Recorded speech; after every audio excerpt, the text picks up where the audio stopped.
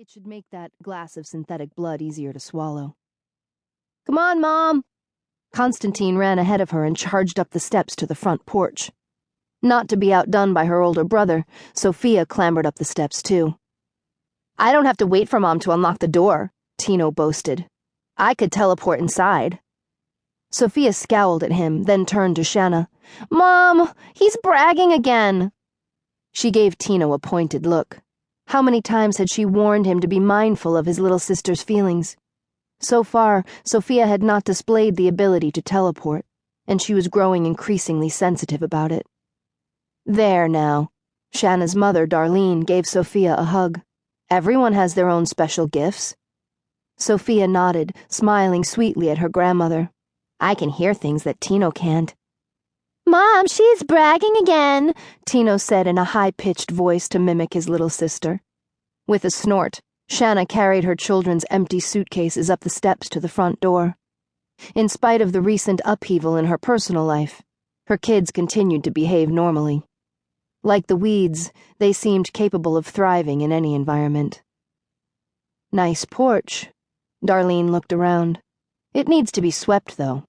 And you'll need to get the yard tidied up before you post a for sale sign." "I know." Shanna set the small suitcases down so she could unlock the door.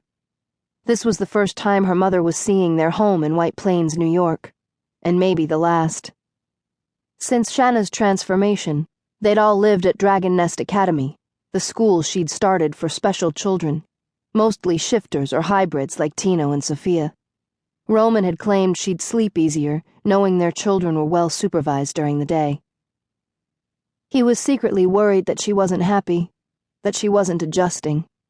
And deep inside he was afraid that she blamed him for transforming her and separating her from her children. He never said it, but she could read it in his thoughts, and sense it whenever they made love. There was a desperation in his kisses and an extra tenderness to his touch, as if he hoped to eradicate her fears and heal her sadness with the sheer force of his passion.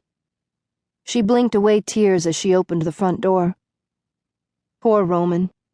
She should reassure him that she was fine, even if it was a lie. She wheeled the 2 suitcases into the foyer that was already well lit. The porch light and a few lights in the house switched on each evening thanks to an automatic timer, so the house would appear inhabited. "Come on in." "Oh my, Shanna." Darlene looked around, her eyes sparkling. "What a lovely home." Shanna smiled sadly. "Thank you." She'd procrastinated for 3 months before accepting the inevitable. They had to move. No matter how much she loved this house, it no longer worked, not with her and Roman both dead all day. Thank goodness her mother was back in her life. Only recently had Darlene broken free from the cruel mind control imposed on her by her husband, Sean Whalen.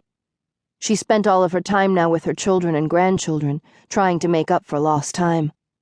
"Come on, Grandma!" Sophia clambered up the stairs. "I want to show you my room." "Don't forget her suitcase." Shanna handed the pink and green Tinkerbell suitcase to her mother. "She can bring whatever toys she can fit in there." "I want my pretty ponies," Sophia shouted halfway up the stairs. "And there's another suitcase in her closet," Shanna said. "She needs more clothes." "No problem." Darlene started up the stairs. "I'll take care of it."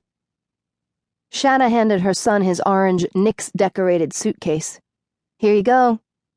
Constantine regarded her quietly before responding. "Do we really have to move?" She nodded.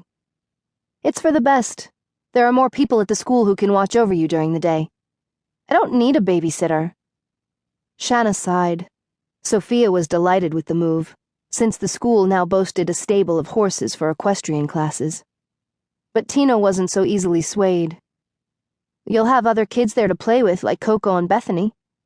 He wrinkled his nose. "They're girls. They just want to do silly stuff." She tousled the blonde curls on his head. "Girls are silly now." "Yeah, they just want to dress up and pretend they're movie stars. I want to play basketball or backgammon or Battleship." "Where did you learn those?" She knew her son played basketball with his dad, but she'd never seen him play board games. "Howard taught me." "Oh, that was sweet of him." Howard Barr had been the family's daytime bodyguard for several years now. As a